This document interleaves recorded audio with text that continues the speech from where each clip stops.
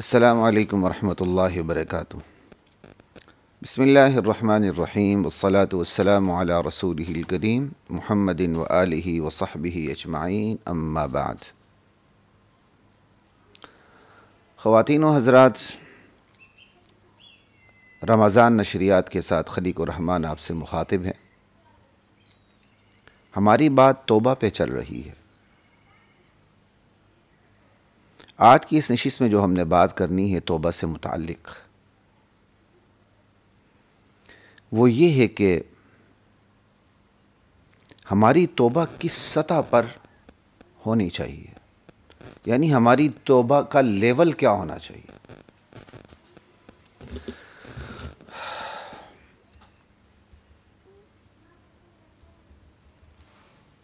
اور اس پہلو پر بات کرنے کی ضرورت اس لیے پیش آئی، اس کی سب سے بڑی وجہ تو قرآن ہے۔ قرآن صحابہ کی توبہ کا لیول پیش کرتا ہے کہ لوگوں، تمہاری توبہ ایسی ہونی چاہیے جیسی توبہ صحابہ کی ہوتی تھی۔ اللہ اکبر۔ اللہ نے میرے دل میں بات ڈالی، شاید میں نے کبھی اس موضوع پر بات نہ کی ہو اس طرح۔ یہ تو دین تو ایک لامحدود سمندر ہے نا، اس کی کوئی گہرائی کی کوئی حد نہیں ہے۔ تو سورۃ توبہ سے ہی میں نے آیات کا انتخاب کیا کہ میں آپ کے سامنے اسلام کی یہ بات پیش کر سکوں کہ اسلام مجھ سے اور آپ سے کیسی توبہ چاہتا ہے۔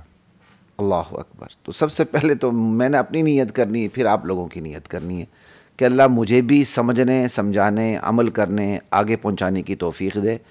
آپ کو بھی اللہ سمجھنے، سمجھانے، عمل کرنے اور پھر اس دعوت کو آگے پہنچانے کی توفیق عطا فرمائے۔ تو ایک اس کی وجہ اس پہلو پر بات کرنے کی تو یہ ہے کہ اللہ تعالیٰ نے صحابہ کی توبہ کو میرے لیے اور آپ کے لیے معیار بنا کے پیش کیا ہے کہ تمہاری توبہ ایسی ہونی چاہیے۔ اور پھر صحابہ ہم سب کے لیے معیار ہے، بطور مقتدی اللہ کے نبی معیار ہیں کہ ہم نے ان کی اتباع کرنی ہے۔ اور صحابہ نے نبی کی اتباع کیسے کی، وہ نبی کے مقتدی کیسے بنے، اقتداء انہوں نے کیسے کی، اس حوالے سے پھر صحابہ ہمارے لیے معیار بن جاتے ہیں۔ ٹھیک؟ فَإِنْ آمَنُوا بِمِثْلِ مَا آمَنْتُمْ بِهِ فَقَدِ اهْتَدَوْا۔ اللہ تعالیٰ نے تو صحابہ کی پوری زندگی کو میرے لیے اور آپ کے لیے معیار ایمان اور معیار عمل بنا کے پیش کیا ہے۔ ایک تو اس کی یہ وجہ ہوئی کہ میں اس پہلو پہ اس لیے بات کروں کہ الحمدللہ اللہ نے اپنے نبی کے یاروں کی توبہ کو میرے اور آپ کے لیے معیار بنا کے پیش کیا کہ تمہاری توبہ ایسی ہو جیسے میرے نبی کے یاروں نے کی تھی۔ دوسری وجہ اس پہلو پہ بات کرنے کی یہ ہے کہ ہمارے ہاں توبے کا ایک عجیب تصور ہے۔ ایک عام تصور یہ کہ جس نے جتنا بڑا گناہ کیا ہوتا ہے اور جتنا وہ دینی تعلیمات سے جاہل اور غافل ہوتا ہے بیچارہ، وہ اتنا ہی کان پکڑ کے زور زور سے کھینچتا ہے۔ یہ بھی پتہ نہیں ایسے بھی کرتے ہیں لوگ، ایک عجیب ان کے طریقے ہیں، یعنی توبے کی شدت اس طرح بیان کرتے ہیں کہ انہیں تو بڑا افسوس ہے۔ یہ کون سا طریقہ ہے جاہلانہ، یا ایسے پکڑ کے کھینچتا توبہ توبہ توبہ توبہ، یہ کیا ہے؟ یہ ایسی توبہ ہوتی ہے؟ ہاں، ایک اگر معاشرے میں عرف مشہور ہے کہ اگلے کو واقعی احساس ہوتا ہے تو چلیں ٹھیک ہے، مان لی جاتی ہے، لیکن ہماری توبہ یہاں تک محدود کیوں ہو جاتی ہے؟ ہماری توبہ کو فل سٹاپ کیوں لگ جاتا ہے؟ اعتراض کرنے کا میرا مقصد یہ ہے کہ توبہ توبہ توبہ توبہ توبہ توبہ توبہ توبہ، بس اس توبے پر فل سٹاپ لگ جاتا ہے، ہماری توبہ اس سے آگے نہیں بڑھتی۔ یہ بات بالکل غلط ہے۔ ہمارے معاشرے کی توبہ یہ ہے، اور ہمارے معاشرے کی ایک توبہ اور ہے جو قوالوں نے ہمارے معاشرے کے اندر توبہ کی کو بگاڑ کے پیش کیا۔ توبہ توبہ میری توبہ، توبہ توبہ میری توبہ۔ وہ ایک قوالی ہے، مجھے اس کے صحیح الفاظ یاد نہیں، بچپن میں جہاں سے گزرتے تھے تو وہاں سے یہ قوالی لگی ہوتی تھی شاید صبح صبح۔ نماز ایک نہیں پڑھنی ہے، اور روزی روٹی کے لیے تہجد سے پہلے اٹھنا ہے دھوتیاں باندھ کے، اور ساتھ قوالی لگا دینی، توبہ توبہ میری توبہ، توبہ توبہ میری توبہ۔ یہ کیا طریقہ ہے؟ اللہ کے سامنے اس طرح توبہ کی جاتی ہے کہ آپ چیخیں توبہ توبہ میری توبہ؟ یہ کون سا طریقہ ہے؟ یہ تو انسلٹ ہے، یہ تو اللہ کی بارگاہ کی توہین ہے۔ کسی آفیسر کے سامنے آپ جاتے ہیں، اپنے کسی باس کے سامنے جاتے ہیں، اپنی کسی بات پر اس کے سامنے آپ کیا کہتے ہیں سوری کرنا چاہتے ہیں، معذرت پیش کرنا چاہتے ہیں، تو آپ جا کے یہ کہیں گے سوری سوری میری سوری، سوری سوری میری سوری، اس طرح بات کریں گے؟ کیا ہم نے توبے کی شکل بگاڑ کے رکھ دی ہے۔ اور پھر ہمارے بعض علماء توبہ کرواتے ہیں، ایک یوٹیوبر مبلغ ہیں، سب سے توبہ کرائی، بشارت بھی، شاید بشارت بھی دے دی، تو جی توبہ قبول ہو گئی، جی توبہ قبول ہو گئی۔ حرام خور، سود خور، یتیموں کے مال پہ ڈاکے ڈالنے والے، مولوی کا بیان سنا، آنسو بہائے، توبہ کر لی، بس توبہ ہو گئی، بس جی توبہ قبول ہو گئی۔ کمی بیشی اللہ معاف فرمائے۔ اس طرح توبہ قبول ہو گئی کہ بشارتیں اگر کوئی دیتا ہے تو غلط دیتا، نہیں دی تو بہت اچھی بات ہے، نہیں دی، لیکن اس طرح کی توبہ کروانا، اجتماعی طور پر توبہ کرو جی، توبہ کرو جی، ماشاءاللہ خوش ہو جاؤ، توبہ قبول ہو گئی، یہ بالکل غلط طریقے ہیں۔ توبہ کی کوئی سطح ہوتی ہے بھائی، توبہ کو کوئی لیول ہوتا ہے بھائی، توبہ کے کچھ تقاضے ہوتے ہیں۔ آپ کی آنکھوں سے آنسو نکل آئے، ایک نفسانی کیفیت پیدا ہو گئی، تو اس کا مطلب یہ نہیں ہے کہ بس سب کچھ صاف ہو گیا، کالا پیپر چٹا ہو گیا، بلیک منی وائٹ ہو گئی، بس یوں کہ آپ کے آنسو بہ گئے، یہ کافی ہے؟ یہ کافی نہیں ہے۔ اپنی دل کی کیفیت کے اندر جو اٹھان پیدا ہوتی ہے، ہم اس کو سمجھ لیتے ہیں توبہ ہو گئی ہے۔ اور اگر کوئی مولوی صاحب اس طرح دعا کرواتا ہے، یا اللہ تعالیٰ میں ان ساتھیوں نے رمضان کے روزے نہیں رکھے، بڑے کمزور تھے، یا اللہ تو انہیں معاف کر دے۔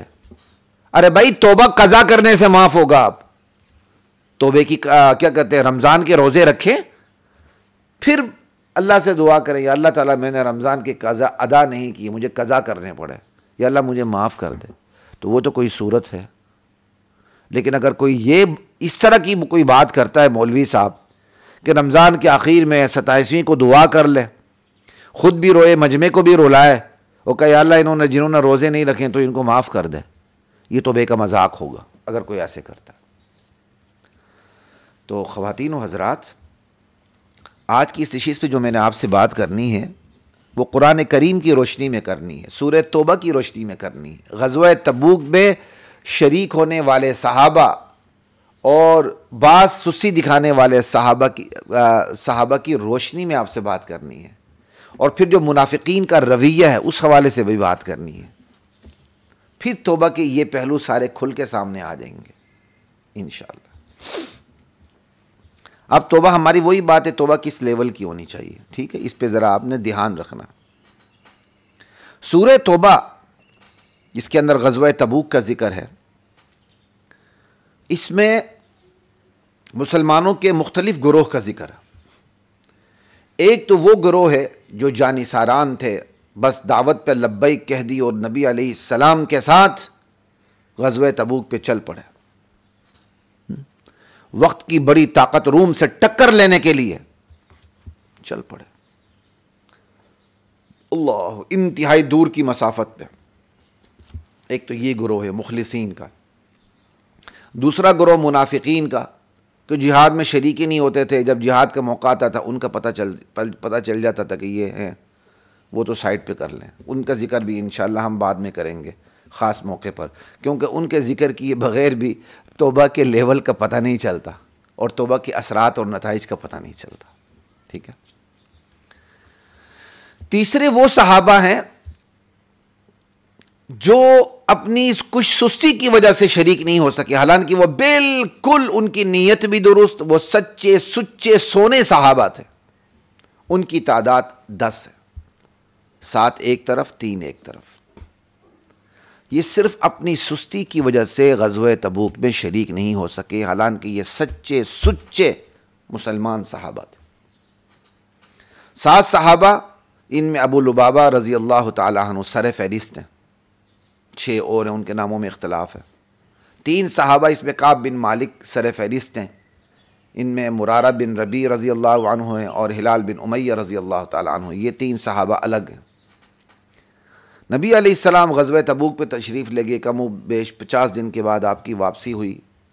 آپ صلی اللہ علیہ وسلم حسب عادت مسجد نبوی میں تشریف لائے، 2 رکعت نماز پڑھی اور وہاں بیٹھے۔ منافقین آئے، 80-82 کی تعداد میں منافقین تھے کم و بیش آیا، انہوں نے اپنی جھوٹی لولی لنگڑی تعویلات سامنے رکھنی شروع کر دیں۔ یا رسول اللہ یہ مجبوریاں تھیں، یہ مجبوریاں تھیں۔ توبہ نہیں کر رہے ہیں، انشاءاللہ ہم اس پہ قرآن نے جس طرح بات کی ہم قرآن ہی کو سامنے رکھیں گے بعد میں۔ توبہ نہیں کر رہے ہیں، جھوٹی قسمیں کھا کے اپنے آپ کو چھڑا رہے ہیں۔ نبی علیہ السلام ان کو سائڈ پہ کر دے کہ اچھا آپ کا باطن اللہ کے حوالے، باقی مزید تفصیلات بعد میں آئیں گی۔ اب جو 7 صحابہ تھے ابو لبابہ سمیت رضی اللہ تعالی عنہ، انہوں نے اپنے آپ کو مسجد نبوی کے ستونوں سے باندھ دیا تھا کہ جب تک رسول اللہ خود نہیں کھولیں گے، رسی کے گرے نہیں کھولیں گے، ہم اسی طرح بندھے رہیں گے۔ اور اللہ کے نبی نے بھی فیصلہ کر لیا کہ میں ان کی رسی نہیں کھولوں گا جب تک اللہ کا حکم نہیں ہوتا۔ اللہ اکبر۔ اور ان کا ذکر پھر یہ سورہ توبہ کی آیت نمبر 102 میں ہے، مزید بھی ہے، میں ایک آیت پڑھ دیتا ہوں، 102 سے بھی آگے بھی ہے۔ وَآخَرُونَ اعْتَرَفُوا بِذُنُوبِهِمْ خَلَطُوا عَمَلًا صَالِحًا وَآخَرَ سَيِّئًا۔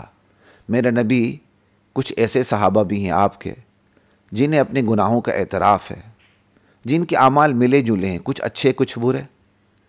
اچھے تو یہ کہ ساری زندگی ان کی اچھائی پہ گزری، برے یہ کہ غزوہ تبوک میں باوجود قدرت کے شامل نہیں ہو سکے، اور رویے میں ان کی بظاہر مماثلت اور موافقت ہو گئی منافقین کے ساتھ، کہ منافقین تو اپنے نفاق کی وجہ سے شریک نہیں ہوئے اور یہ اپنی سستی کی وجہ سے شریک نہیں ہوئے، تو شریک نہ ہونے میں تو برابر ہو گئے، ایک ظاہری یکسانیت اور مشابہت پیدا ہو گئی۔ تو یہی ان کا برا عمل ہے، وآخر سیئا، لیکن ان کو اپنے گناہوں کا اعتراف ہے۔ عسى اللہ ان یتوب علیہم، کچھ وعید نہیں کہ اللہ تعالیٰ ان کی توبہ قبول کر لے، کیونکہ اللہ غفور الرحیم ہے۔ پھر اللہ تعالیٰ نے توبہ قبول کر لی، پھر انہوں نے اپنا مال دینا چاہا اللہ کے راستے میں، اللہ کے نبی نے نہیں لیا۔ پھر اللہ کی طرف سے یہ بھی حکم ہوا میرے نبی ان کا مال بھی لے لیں آپ اللہ کے راستے میں، خذ من اموالہم صدقۃ تطہرہم، اس پہ انشاءاللہ ہم بعد میں بات کریں گے۔ تو ایک گروہ تو یہ تھا جنہوں نے اپنے آپ کو ستونوں سے باندھا تھا، ٹھیک ہے، یعنی ان کی توبہ جلد ہی اس سطح پہ پہنچ گئی جس سطح پر اللہ کو پیار آ گئے، اور اللہ تعالیٰ نے کہا توبہ اب اس لیول کی ہو چکی ہے کہ یہ توبہ قبول کی جائے۔ اللہ تعالیٰ نے قبول کر لی، ان کو معافی مل گئی۔ یعنی مخلصین کے 3 گروہ تھے، 4 بھی بن سکتے ہیں۔ ایک مخلصین جو شریک ہوئے، ایک مخلصین جو کیا کہتے ہیں شریک نہیں ہوئے سستی کی وجہ سے، انہوں نے اپنے آپ کو ستونوں سے باندھا، جلدی ان کو معافی مل گئی۔ تیسرے مخلصین جو شریک نہیں ہوئے سستی کی وجہ سے، انہوں نے اپنے آپ کو ستونوں سے نہیں باندھا، اللہ کے نبی کی بارگاہ میں آ کر اعتراف کر لیا کہ ہم سے سستی ہوئی ہے، ہم قادر تھے لیکن ہم اپنی سستی کی وجہ سے جا نہ سکے، ہمیں معاف کر دیا جائے، لیکن انہوں نے اپنے آپ کو ستونوں سے نہیں باندھا تھا۔ یہ تیسرا گروہ الگ ہے، ان کو 50 دن تک ان آزمائش کی بٹی سے گزارا گیا۔ ہاں چوتھا گروہ مسلمانوں کا یہ ہو سکتا ہے جس میں مجبور ہیں، ضعیف ہیں، بچے بوڑھے عورتیں ہیں، جن پر جانا ضروری نہیں تھا، ٹھیک یہ ہے۔ تو یہاں اسپیشل ہم یہ جو جنہوں نے ستونوں سے باندھا اس کا ذکر کر رہے ہیں، اور جن کی 50 دن تک جن کو آزمائش سے گزارا گیا ان کا ذکر کر رہے ہیں۔ اچھا، ان کو تو معافی مل گئی جنہوں نے ستونوں سے اپنے آپ کو باندھا، اور جنہوں نے اپنے آپ کو ستونوں سے نہیں باندھا لیکن نبی علیہ السلام کی بارگاہ میں آ کر اپنے گناہ کا اقرار کیا، سستی کا اقرار کیا، اور کوئی جھوٹی لولی لنگڑی تعویلات منافقین کی طرف پیش نہیں کی، ان کو 50 دن تک آزمائش کی بٹی سے گزارا گیا۔ اس کا ذکر سورہ توبہ کے اندر آیت نمبر 118 میں، وَعَلَى الثَّلَاثَةِ الَّذِينَ خُلِّفُوا، ان 3 صحابہ پر بھی اللہ کی رحمت پوری آب و تاب کے ساتھ متوجہ ہو گئی۔ اللہ اکبر، کب متوجہ ہوئی؟ اللہ اکبر، جب ان پر زمین تنگ ہو چکی تھی، حتی اذا ضاقت علیہم الارض، زمین ان پر تنگ ہو چکی تھی. وضاقت علیہم انفسہم، خود ان کی جانیں ان پر تنگ ہو گئی تھیں، کیونکہ نبی علیہ السلام نے پورے مسلم سماج کو منع کر دیا تھا کہ ان کے ساتھ کلام نہ کیا جائے، ان سے بات نہ کی جائے. 40 دن گزر گئے تو 40 دن کے بعد بیویوں سے بھی علیحدہ رہنے کا ان کو حکم ہوا تھا. یہ ایک پوری تفسیر ہے حضرت کعب بن مالک کی، صحیح بخاری میں بھی ہے، غالباً صحیح مسلم میں بھی ہے. ہم حضرت کعب بن مالک کی یہ جو سرگزشت ہے، ہم اس کی اہمیت اور اس کی تفصیل کی وجہ سے الگ سے بیان کریں گے انشاءاللہ. ابھی صرف یہیں تک رکھی ہے بات کو کہ توبے کا لیول چیک کریں، اور اللہ تعالیٰ کو کتنا پیار آ رہا ہے کہ میرے نبی کے ان صحابہ پر زمین تنگ ہو گئی تھی. کیا مطلب؟ مجبوراً نہیں، چونکہ جب نبی علیہ السلام نے مسلم سماج کو منع کر دیا کہ ان سے کوئی کلام نہ کرے، کوئی بات نہ کرے، کوئی ان سے تعلق نہ رکھے، تو یہ 3 صحابہ ایسے کر سکتے تھے، اسلام کی رسی توڑ کے نکل جاتے. باقاعدہ ان کو پیشکشیں بھی ہوئی تھی، حضرت کعب بن مالک کو پیشکش بھی ہوئی تھی شاہ غسان کی طرف سے شام، کہ ہمارے پاس آ جاؤ، ہم تمہاری بڑی عزت کریں گے، تم بڑے کام کے آدمی ہو، تمہارے ساتھ یہ اچھا سلوک نہیں ہوا رہا، تمہارے وقار کے منافی تمہارے ساتھ تمہارے نبی یہ سلوک کر رہے ہیں. انہوں نے وقت اٹھا کے جلا دیا تھا. تو یہ جو ان پر زمین تنگ ہو گئی تھی، یہ خود چونکہ اسلام کی رسی کو توڑنا نہیں چاہتے تھے بلکہ اسلام کی حدود میں رہنا چاہتے تھے، تو ان پر زمین کا تنگ ہو جانا یہ ان کا اختیاری عمل تھا نبی علیہ السلام کے حکم کو ماننے کی صورت میں، اور خود ان کا جی ان پر تنگ ہو گیا تھا. یہ اللہ تعالیٰ نے اس لیے کہا ہے، کوئی یہ نہ سمجھ لے زمین تنگ ہو گئی تھی کہ مطلب یہ ان کی مجبوری نہیں تھی، یہ مجبور ہو کے مجبوراً زمین تنگ ہو گئی تھی. اس لیے وضاقت علیہم الارض کا وضاقت علیہم انفسہم کا اضافہ ہے کہ خود ان کی جانیں ان پر تنگ ہو گئی تھی. کیا مطلب؟ اپنے اس غلطی کی وجہ سے ان کا دل تنگ ہو گیا تھا، وہ اپنی جانوں سے تنگ آ گئے تھے کہ ہم نے یہ کیا بلنڈر مار دیا کہ باوجود قدرت کے ہم سستی کی وجہ سے غزوہ تبوک میں نبی علیہ السلام کے ساتھ جا نہیں سکے. اس احساس نے ان کا جینا حرام کر دیا تھا. یہ ہے وضاقت علیہم انفسہم. کیا پیار سے اللہ تعالیٰ ذکر کر رہے ہیں، اور کس فخر سے اللہ تعالیٰ اپنے بندوں کا ذکر کر رہے ہیں. آپ کا دوست ہوتا ہے، آپ کے ساتھ وفادار ہوتا ہے، آپ مختلف جگہوں پر اس کا ذکر کر رہے ہوتے ہیں، یار یہ کمال کا میرا دوست ہے، کمال کا میرا ساتھی ہے، کمال کی کیا کہتے ہیں اس کے ساتھ میری زندگی گزرتی ہے، یہ کبھی بھی بے وفائی پہ کبھی نہیں ہوتا رہا، وفادار ہے. اللہ کو اپنے وفاداروں پر کتنا پیار آتا ہے. آگے بھی سنیے، وَظَنُّوا أَلَّا مَلْجَأَ مِنَ اللَّهِ إِلَّا إِلَيْهِ. ان 3 صحابہ کو یہ یقین ہو گیا. ظن یا یقین کے معنی میں، ظن یقین کے معنی میں آتا ہے، من قبیل الاضداد. وَظَنُّوا أَلَّا مَلْجَأَ مِنَ اللَّهِ إِلَّا إِلَيْهِ. ان 3 صحابہ کو یہ یقین ہو گیا تھا اللہ کے گرفت سے بچنے کے لیے ان کے پاس کوئی پناہ گاہ نہیں ہے، وہ اللہ کی گرفت سے بچ کے کہیں بھی نہیں جا سکتے. إِلَّا إِلَيْهِ.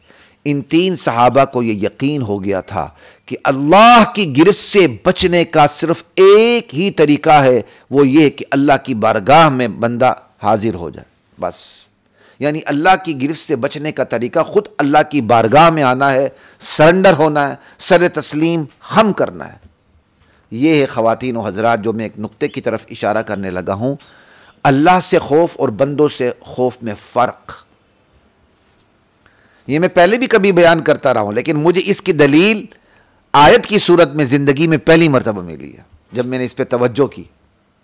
بندہ بندے سے خوف کھاتا ہے نا تو بدکتا ہے، اس کے قریب نہیں جاتا، اس سے بدک کے اس کے مقابلے میں کسی پناہگاہ میں اترتا ہے، وہ کوئی شیلٹر لیتا ہے. اور جب بندہ اللہ سے خوف کھاتا ہے تو اللہ کے مقابلے میں کسی پناہگاہ میں نہیں اترتا، شیلٹر نہیں لیتا، خود اللہ کی رحمت کا شیلٹر لیتا ہے. یعنی اللہ سے خوف بندے کو اللہ سے قریب کر دیتا ہے، اور بندے کا بندے سے خوف بندے کو بندے سے دور کر دیتا ہے. لا الہ الا اللہ. یہ فرق ہے.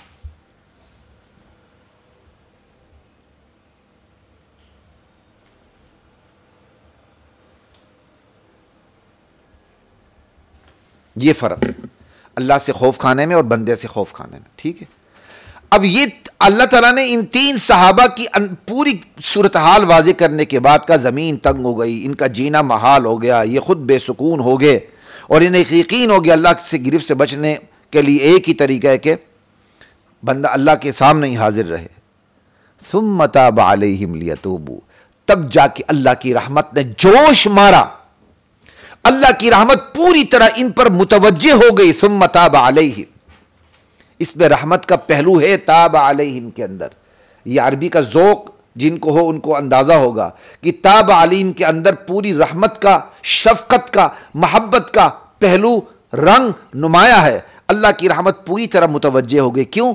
لیتوبوا، تاکہ وہ اپنی توبہ مکمل کر سکیں. توبہ دو طرف سے مکمل ہوتی ہے. بندہ توبہ کرے، اور جس ہستی کے سامنے توبہ کر رہا ہے وہ صرف ایک ہی اللہ ہے، تو وہ توبہ قبول کرے. ادھر سے بندہ توبہ کرتا رہے، ادھر سے وہ اللہ توبہ کیا کہتے ہیں قبول نہ کرے، تو پھر یہ لیتوبوا نہیں ہوگا. ٹھیک ہے؟ تو لیتوبوا کب بنتا ہے؟ جب بندہ توبہ کرے اور اللہ توبہ قبول کر لے، تو یہ ہوگا کہ بندے نے توبہ کر لی. تو اللہ تعالیٰ پوری رحمت اور شفقت کے ساتھ متوجہ ہو گئے تاکہ وہ اپنی توبہ مکمل کر سکیں. اللہ کی شان یہ ہے، ان اللہ هو التواب الرحیم، اللہ تواب الرحیم ہے، بہت بڑا توبہ قبول کرنے والا ہے، ترس کھانے والا، رحم کرنے والا ہے. آگے دیکھیے، یا ایھا الذین آمنوا اتقوا اللہ وکونوا مع الصادقین، اے وہ لوگوں جو ایمان لا چکے ہو، اللہ سے ڈرتے رہا کرو، ان سچے لوگوں کے ساتھ ہو جاؤ. کن سچے لوگوں کے ساتھ؟ صحابہ، وہ صحابہ جو بلا تعمل غزوہ تبوک میں شریک ہوئے سستی کے بغیر، وہ صحابہ جو سچے صحابہ تھے، شریک نہیں ہو سکے، ان کو اپنے گناہ کا اعتراف ہوا، اپنے آپ کو ستونوں سے باندھا، معافی مل گئی، یہ بھی سچے ہیں. توبہ کر کے ان کے جیسے صادقین بن جاؤ. وہ صحابہ جنہوں نے خود کو ستونوں سے نہیں باندھا، 50 دن آزمائش کی بھٹی سے گزرے، تب ان کی توبہ قبول ہوئی، یہ بھی صادقین میں سے ہے. ان جیسی توبہ کر کے ان جیسے صادقین بنو. کونوا مع الصادقین، ایسے کیا کہتے ہیں، ایسے صادقین کی ہم نشینی اختیار کرو. صحابہ کی ہم نشینی ہم آج بھی اختیار کر سکتے ہیں نا، ان کی زندگی کو اپنا کے. اللہ کو کتنا پیار آ رہا. یہ وہ 3 صحابہ تھے جن کی توبہ 50 دن تک قبول نہیں ہوئی.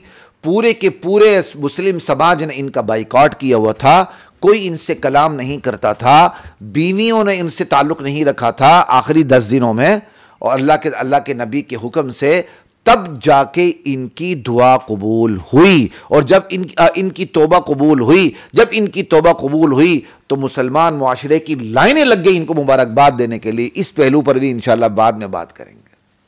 تو صرف یہاں یہ بتانا کہ مقصد یہ ہے کہ صحابہ کی توبہ ایسی توبہ ہے، یہ ہے توبے کا لیول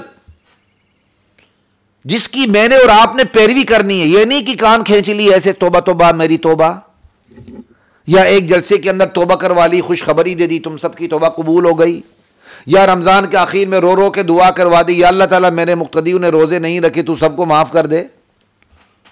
یہ ایسی توبے نہیں ہوتی. توبے کا یہ لیول ہوتا ہے جناب. ہائے کاش ہم مسلمانوں کو توبے کے لیول کا پتہ چلے، توبے کی سطح کا پتہ چلے. اللہ اکبر.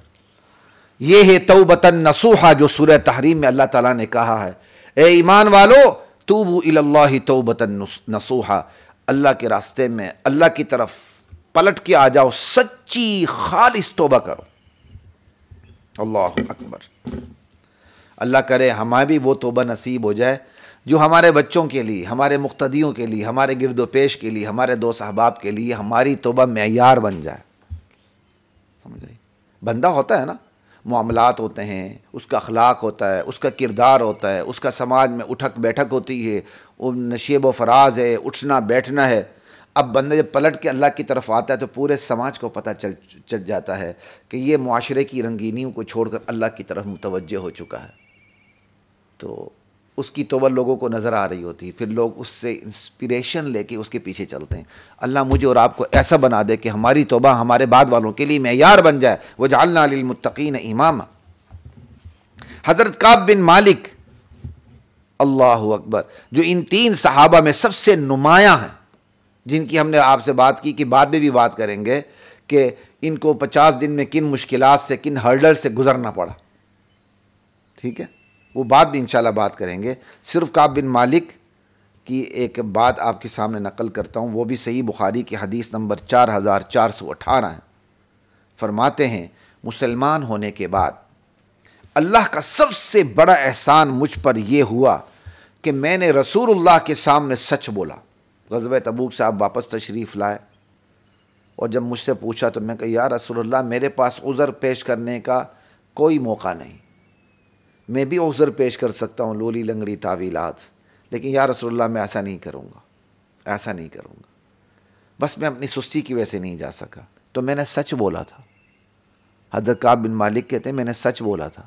کہتے اسلام قبول کرنے کے بعد اللہ کا سب سے بڑا احسان مجھ پر یہ ہوا کہ میں نے رسول اللہ کے سامنے غزوہ تبوک سے واپسی پر سچ بولا، وگرنہ میں بھی اگر منافقین کی طرح جھوٹ بولتا، دیگر لوگوں کی طرح جھوٹ بولتا، تو میں ہلاک ہو جاتا، تباہ و برباد ہو جاتا۔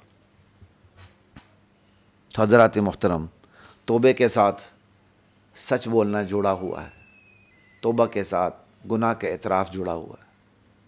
سچ بولیں گے نہیں توبہ ہوگی کیسے؟ سچائی پر آئیے گا۔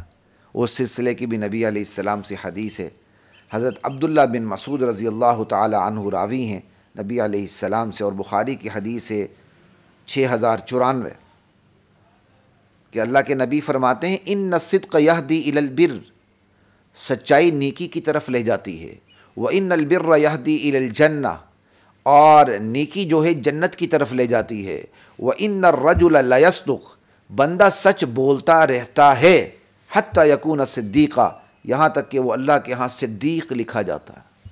پتہ ہے صدیق کسے کہتے ہیں؟ جس کا مرتبہ نبی کے بعد ہوتا ہے۔ یہ وہ طبقہ ہے صدیق کا جس کا مرتبہ شہداء سے بھی بڑھ کر ہے۔ اولئک الذین انعم اللہ علیہم من النبیین والصدیقین والشہداء والصالحین۔ اہل ایمان کی 4 قسمیں ہیں، سب سے بڑی قسم انبیاء اور رسولوں کی ہے، اس کے بعد صدیقین ہے، اس کے بعد شہداء ہے، اس کے بعد عام صالحین ہے۔ تو بندہ سچ بولتا ہے نا، تو سچائی بندے کو نبوت تک تو نہیں پہنچاتی، لیکن صدیق بنا دیتی ہے، جو نبوت کے متصل، نبوت کے بعد مرتبہ ہے۔ اللہ مجھے اور آپ کو نصیب فرمائے۔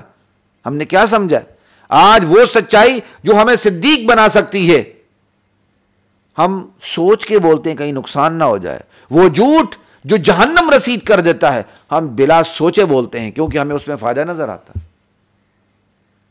حدیث مکمل نہیں ہے، سن لیجیے گا آگے حدیث ہے وَإِنَّ الْكَذِبَ يَهْدِي إِلَى الْفُجُورِ، جھوٹ بندے کو نافرمانی کی طرف لے جاتا ہے، بدی اور برائی کی طرف لے جاتا ہے، اور وَإِنَّ الْفُجُورَ يَهْدِي إِلَى النَّارِ، اور یہ جو نافرمانی ہے، یہ جو برائی اور بدی ہے، بندے کو جہنم کی آگ کی طرف لے جاتی ہے۔ وَإِنَّ الرَّجُلَ لَيَكْذِبُ، بندہ جھوٹ بولتا رہتا ہے، حَتَّى يُكْتَبَ عِندَ اللَّهِ کذابہ، یہاں تک کہ اللہ کے ہاں وہ کذاب لکھا جاتا ہے کہ یہ سب سے بڑا جھوٹا ہے۔ جب سب سے بڑا جھوٹا ہو گیا تو اب بتائیں ہدایت ملے گی اس کو؟ ناممکن تو نہیں ہے، لیکن مشکل ضرور ہو جاتی ہے۔ کیا پتہ ایسے کذاب پہ اللہ تعالیٰ مہر لگا دی، ختم اللہ علی قلوبہم، پھر بچے گا کیا؟ ہمارے ہاں میں نے ایک کمزوری محسوس کی ہے، علماء صرف یہی بیان کرتے ہیں کہ موت تک توبے کا وقت ہے۔ بھائی یہ بھی بیان کریں، بظاہر تو موت تک توبے کا وقت ہے، کیا پتہ کہ ایک انسان کے گناہ اس لیول پہ چلے جائیں زندگی ہوتے ہوئے اس کو توبہ کی توفیق نہ ملے، کیوں؟ اس کے دل پہ مہر لگ چکی ہے۔ زندگی میں یہ وقت آ جاتا ہے بعض بدبختوں پر کہ وہ زندہ ہوتے ہوئے بھی موت نہیں آئی، انہیں توبہ نصیب نہیں ہو سکتی۔ کیوں؟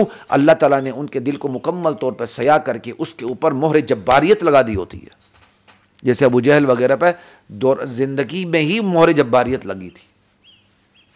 خیر یہ الگ موضوع، کسی وقت بات کریں گے۔ یہاں حضرات محترم یہی بات کرنی ہے۔ حضور کے صحابی کعب بن مالک نے، اور جو 2 صحابہ ان کے ساتھ اور تھے، 50 دن بعد امتحان کی بٹی سے گزر کے ان کی توبہ قبول ہوئی۔ یہ اپنی توبہ کو سچ کے ساتھ جوڑ رہے ہیں، کبھی آپ نے غور کیا؟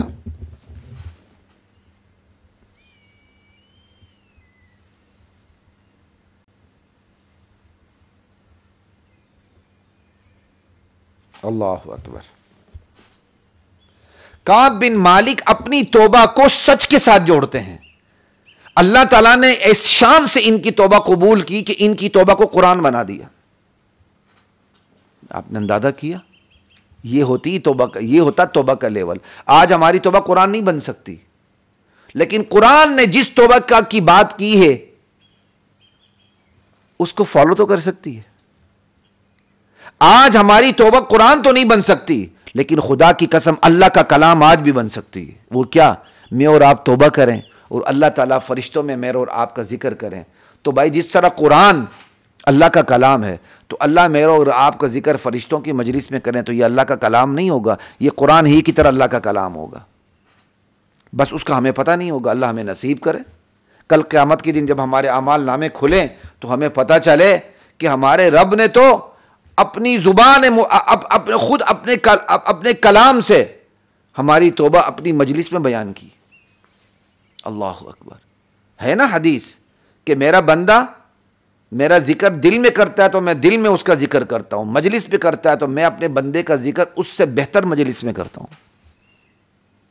اگر ہم توبہ کریں تو آج توبہ ہمارا قرآن کی آیت تو نہیں بن سکتی جس طرح صحابہ کی توبہ قرآن کی آیت بن گئی، لیکن اللہ کا کلام آج بھی بن سکتا ہے. یہ ہوتا توبہ کا لیول، توبہ کی سطح. حضرت کعب بن مالک نے اپنی توبہ کو سچ کے ساتھ جوڑا، سچ کے ساتھ. اس سچائی نے ان کو نجات دی اور اس سچائی کی وجہ سے ان کو توبے کی توفیق ملی. خواتین و حضرات، توبہ کس لیول کی ہونی چاہیے؟ اس میں جب تک سچائی کا عنصر شامل نہ کیا جائے جو کلیدی کردار ہے، توبہ کا لیول پیدا ہی نہیں ہوتا.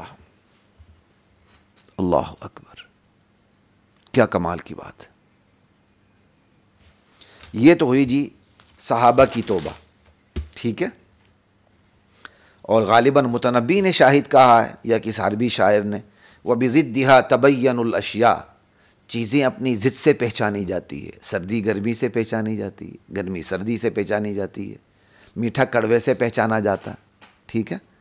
تُعْرَفُ الْأَشْيَاءُ بِأَضْدَادِهَا، چیزیں اپنی ضد سے پہچانی جاتی ہیں.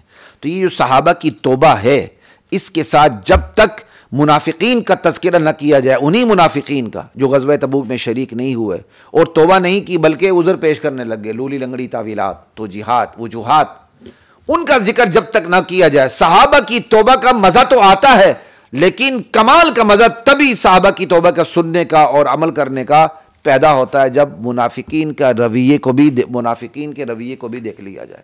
سورہ توبہ کے اندر غزوہ تبوک میں جو شریک نہیں ہوئے تھے بعض صحابہ، ان کی توبہ کا بھی ذکر ہے، اور جو منافقین اپنے نفاق اور منافقت کی وجہ سے شریک نہیں ہوئے تھے ان کی عدم توبہ کا بھی ذکر ہے کہ انہوں نے توبہ نہیں کی بلکہ اپنے نفاق کو چھپانے کے لیے جھوٹی قسمیں اٹھائیں، اور اس نفاق نے سچ نہ بولنے کی وجہ سے، توبہ نہ کرنے کی وجہ سے، منافقت کی وجہ سے ان کے اندر کس قسم کی بیماریاں پیدا ہو گئی تھی، ان کے مزاج کے اندر کیا سرانڈ پیدا ہو چکا تھا، کیا بدبو پیدا ہو چکی تھی، وہ بھی قرآن بتاتا ہے. جب تک منافقین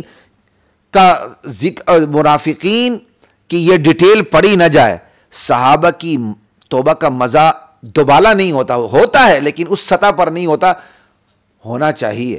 لیکن کہنے کا مطلب یہ ہے کہ صحابہ کی جو توبہ ہے اس کی اقتداء، اس کی پیروی کا زیادہ کیا کہتے ہیں بندے کو تقویت ملتی ہے کہ میں صحابہ کی توبہ کی طرف لپکوں، میں ان منافقین سے بچ جاؤں. اس لیے صحابہ کی توبہ کے ساتھ منافقین کی عدم توبہ، ان کے نفاق، ان کے جھوٹ کا ذکر بھی ضروری ہے. تو چلتے ہیں جی سورہ توبہ کے اندر ہے آیت نمبر 94 کی طرف، جہاں سے 11ویں سپارے کی ابتدا ہوتی ہے. اللہ اکبر. یہ بھی ذرا چند آیات پڑھ لیں تو پتہ چلے گا کہ توبہ کا لیول کیا ہوتا ہے. اللہ اکبر. اللہ تعالیٰ کہتے ہیں نبی علیہ السلام کو، ابھی آپ مدینے واپس پہنچے نہیں تھے، غزوہ تبوک سے واپس پہنچے نہیں تھے، راستے میں تھے، ٹھیک ہے. اللہ تعالیٰ نے اپنے نبی کو وحی کر دی، یعتذرون الیکم اذا رجعتم الیہم.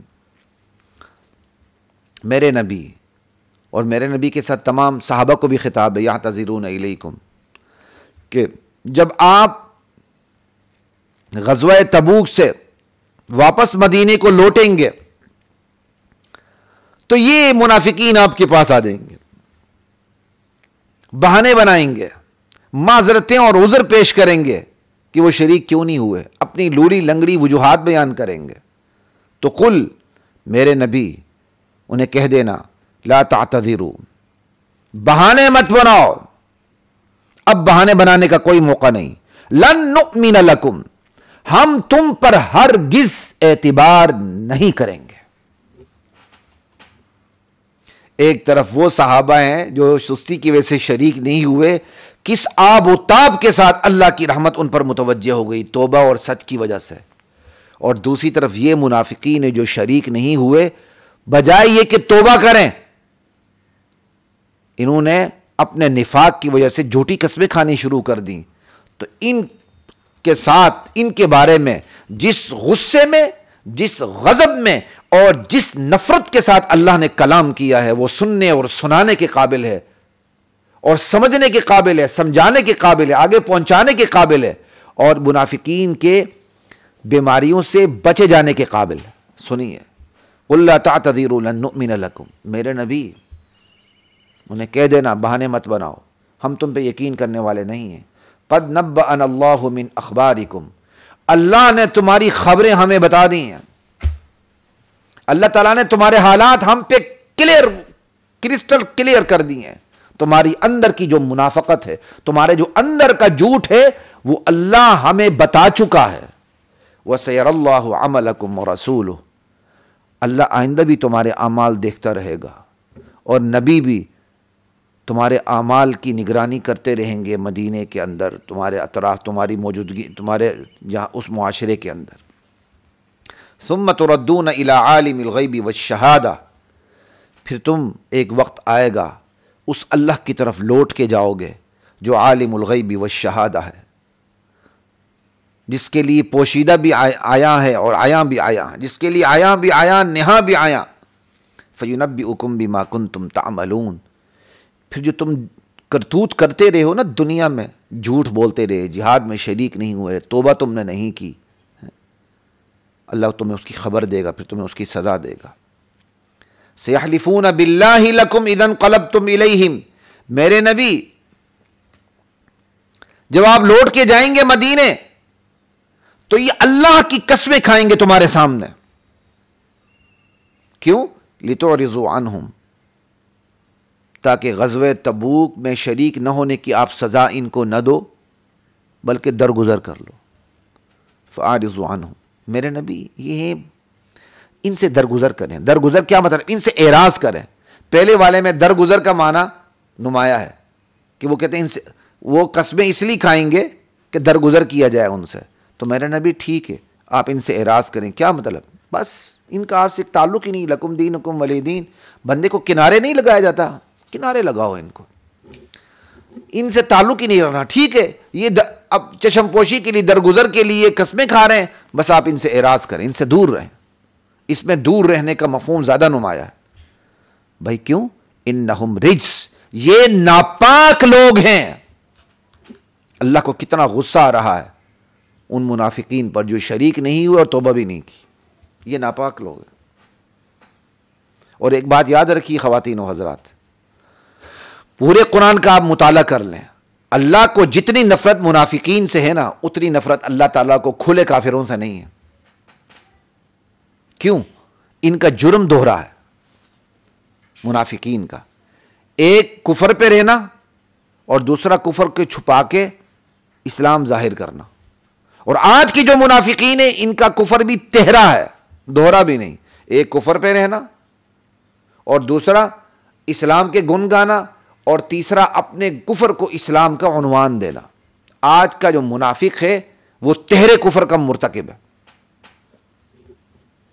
اور آج کے منافق سے جو علماء اتحاد امت کا درس دیتے ہیں وہ مداہن ہیں، وہ یہود و نصارہ کے احبار و رہبان ہیں، وہ ناپاک لوگ ہیں جو نبی کے دشمنوں سے اتحاد کی دعوت دیتے ہیں، بھلے کوئی بھی ہو، کسی بھی مسلک سے ان کا تعلق ہو۔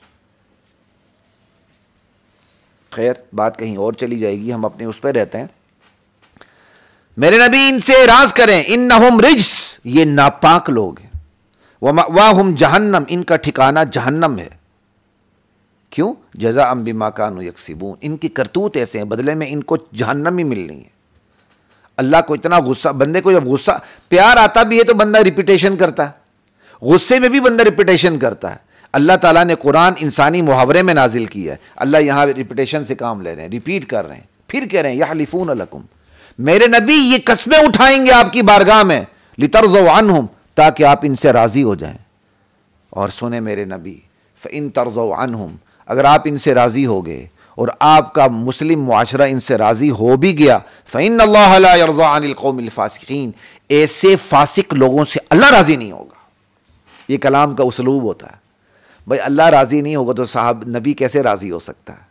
لیکن یہ انسانی محاورہ ہوتا ہے، ایک بات کی شدت کو بیان کرنے کے لیے آپ اپنے دوست سے کہتے ہیں یار تو راضی ہو جا، میں نے نہیں ہونا، سمجھ آئی؟ اللہ تعالیٰ اپنے بندوں سے کہہ دیں، اپنے نبی سے کہتے ہیں میرے نبی آپ بھی اگر راضی ہو گئے نا ان منافقین سے، ان کی قسموں کی وجہ سے، میں نے راضی نہیں ہونا۔ اللہ اکبر، اللہ کو کتنا غصہ آ رہا ہے ان پر، کس وجہ سے؟ شریک نہیں ہوئے، توبہ نہیں کی، بلکہ الٹی لولی لنگڑی تعویلات پیش کر رہے ہیں۔ آگے چلتے جائیے، الاعراب اشد کفرا و نفاقا، یہ گوار دیہاتی لوگ یہ اپنے کفر و نفاق میں زیادہ سخت ہیں شہری منافقین کی نسبت۔ وَأَجْدَرُ أَلَّا يَعْلَمُوا حُدُودَ مَا أَنزَلَ اللَّهُ عَلَى رَسُولِهِ، اور اللہ نے وہ احکام، وہ ضابطے، وہ حدود اسلامی جو اللہ نے اپنے نبی پر نازل کی ہیں، یہ اس لائق ہیں کہ یہ ان احکامات سے بے خبر ہی رہیں، یہ اس قابل ہی نہیں ہیں کہ نبوت کی بارش کے چھینٹے ان کے دل کی بنجر زمین پہ پڑیں، یہ اس قابل ہی نہیں ہے کہ خدائی احکامات سے واقفیت ہو ان کو، یہ اس قابل ہے کہ بے خبر رہیں۔ کیوں؟ واللہ علیم حکیم، اللہ علیم اور حکیم ہے، اللہ جانتا ہے کہ کس کی دل کی سرزمین زرخیز ہے اور نبوت کی بارش کو وہ لے سکتی ہے اور فصل اپنے اگا سکتی ہے، اور کس کی دل کی سرزمین بنجر ہے جس پر بارش کے چھینٹے نہیں پوری بارشیں پڑ جائیں تو کوئی فرق نہ پڑے اس کو۔ ان منافقین کے دل کی جو زمین ہے نا وہ بنجر ہے، یہ اس قابل ہی نہیں ہے کہ نبوت کی بارش کی چھینٹے، بارش تو جو بارش کا چھینٹا بھی ان کے دل پر پڑا ہے۔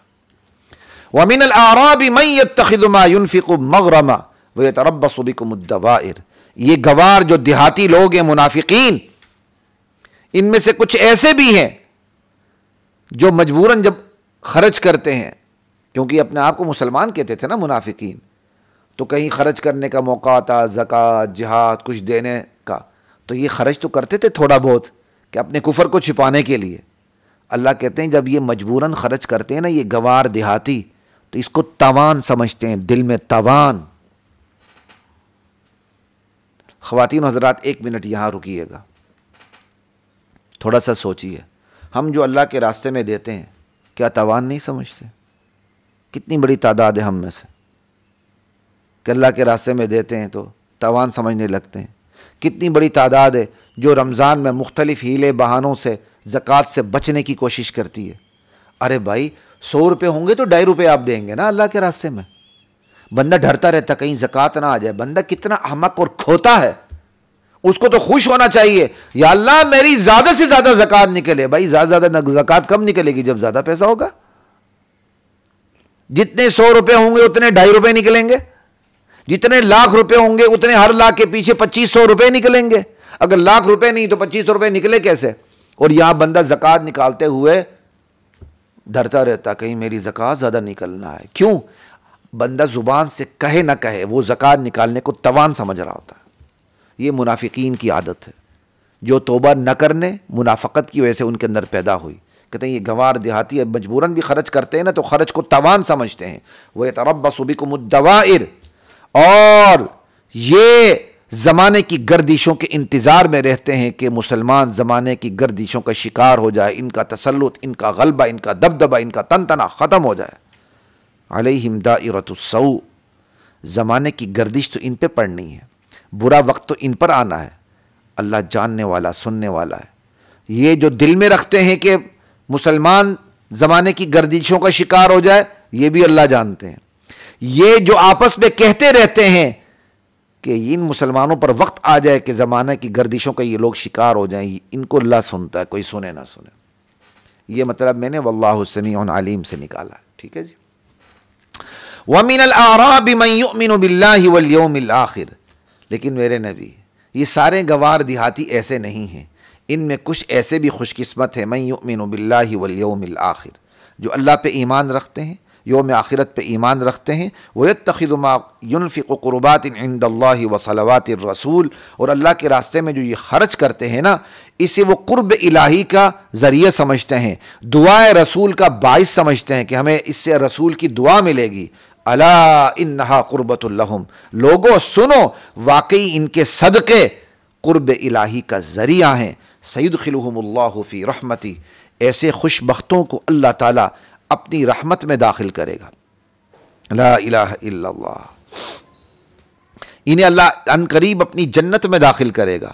ان اللہ غفور الرحیم، بے شک اللہ بہت غفور الرحیم ہے. والسابقون الاولون من المہاجرین والانصار والذین اتبعوہم باحسان، مہاجرین اور انصار میں سے جو لوگ سب سے پہلے سبقت کر کے ایمان لا چکے، پھر قیامت تک جو ان صحابہ کی نیکی میں، ایمان میں، اطاعت میں پیروی کرتے رہیں گے. والذین اتبعوہم باحسان رضی اللہ عنہم ورضوا عنہ، اللہ کا اعلان ہے کہ اللہ ان سے راضی ہو چکا ہے، وہ اللہ سے راضی ہو چکے ہیں. وَأَعَدَّ لَهُمْ جَنَّاتٍ تَجْرِي تَحْتَهَا الْأَنْهَارُ خَالِدِينَ فِيهَا أَبَدًا، اور اللہ نے ان کے لیے جنتیں تیار کی ہوئی ہیں جن کے نیچے نہریں بہتی ہوں گی، ہمیش کے لیے اس میں رہیں گے. ذَلِكَ الْفَوْزُ الْعَظِيمُ، یہی سب سے بڑی کامیابی ہے. وَمِمَّنْ حَوْلَكُم مِّنَ الْأَعْرَابِ مُنَافِقُونَ، اللہ کا غصہ ٹھنڈا نہیں ہو رہا، اللہ کا غصہ ٹھنڈا نہیں ہو رہا ان منافقین پر جنہوں نے توبہ نہیں کی، بلکہ لولی لنگڑی وجوہات بیان کرنی شروع کر دیں کہ جہاد میں وہ شریک کیوں نہیں ہوئے تھے. سنیے، وَمِمَّنْ حَوْلَكُم مِّنَ الْأَعْرَابِ مُنَافِقُونَ، میرے نبی یہ جو آپ کے مدینے کے آس پاس دیہات ہیں ان میں منافقین بھی بستے ہیں. اور وَمِنْ أَهْلِ الْمَدِينَةِ، مدینے کے بھی کچھ باشندے منافق ہیں. مَرَدُوا عَلَى النِّفَاقِ، یہ نفاق پر جمے ہوئے ہیں. لا تعلمهم، آپ ان کو نہیں جانتے، یہ اپنی منافقت میں اتنے طاق ہیں، اتنے ماہر ہیں کہ یہ آپ کے سامنے اپنی منافقت کا پتہ چلنے نہیں دیتے. آپ انہیں نہیں جانتے. نحن نعلمهم، ہم انہیں جانتے ہیں. یہاں صاف واضح الفاظ میں نبی علیہ السلام سے علم غیب کی نفی ہو رہی ہے. عقیدہ بناتے چلیں. نحن نعلمهم، ہم جانتے ہیں ان کو. سنعذبهم مرتين، ہم ان کو دوہرا عذاب دیں گے، دنیا میں بھی دوہرا عذاب. کفر کی وجہ سے بھی عذاب ملتا ہے. ایک، کفر کو چھپا کے اس کو اسلام ظاہر کرنا، یعنی کفر کو چھپا کے اسلام کے گن گانا، اسلام کا کلمہ پڑھنا. کلمہ گو، پتہ نہیں کلمہ گو کی اصطلاح کہاں سے آ گئی ہے. ٹھیک ہے نا. تو ہم ان کو دوہرا عذاب دیں گے دنیا میں بھی. وہ دوہرا عذاب کیسے ہوگا؟ ایک طرف مارے جائیں گے، دوسری طرف یہ ذلیل و خوار ہوں گے. یعنی دنیا میں بھی گندے طریقے سے ان کی زندگی گزرے گی اور ذلت کے ساتھ گزرے گی. ثم يردون الى عذاب عظیم، پھر ہم انہیں عذاب عظیم کی طرف لے جائیں گے، جہنم کی. لا الہ الا اللہ واللہ اکبر.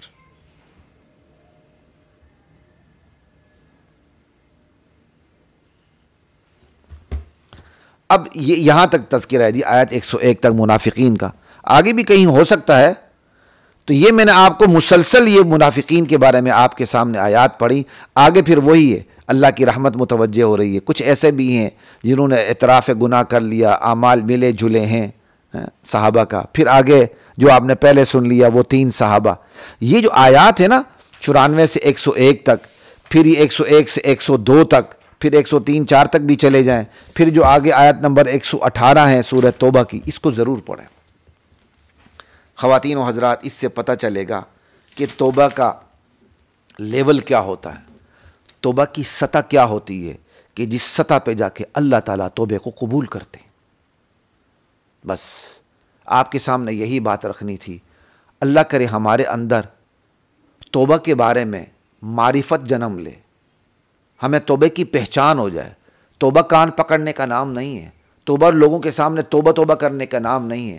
محض آپ کی ایک نفسانی اٹھان پیدا ہوئی، آنکھوں سے آنسو نکل آئے، بہت اچھی بات ہے، میں اس کا انکار نہیں کرتا، ہونی چاہیے، لیکن بھائی فکر کرنی چاہیے کیا ہماری توبہ اس سطح پر آ چکی کہ اللہ قبول کرے؟ بس یہ فکر کریں۔ آج کی اس پوری نشست میں نے سامنے اس ایک نقطے کو ہی سامنے رکھنا ہے، ہم توبہ کرتے ہیں اور توبہ کرتے رہتے ہیں، اللہ ہمیں توفیق دے، لیکن سوال یہ ہے کیا ہماری توبہ اس سطح پر آ جاتی ہے کہ اللہ قبول کرے؟ اگر یہ سوال ہمارے اندر جنم لے نا تو پھر دیکھیں توبہ ترقی کہاں کرتی ہے۔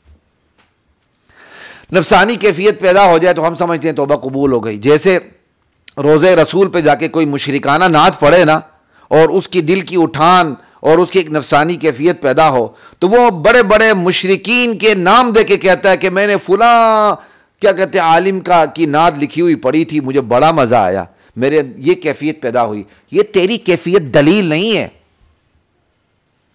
آج سب سے بڑا مسئلہ یہ ہے ہم اپنی دل کی کیفیت کو دلیل بنا لیتے ہیں، آنسو نکل آئے ہم سمجھتے ہیں توبہ قبول ہو گئی۔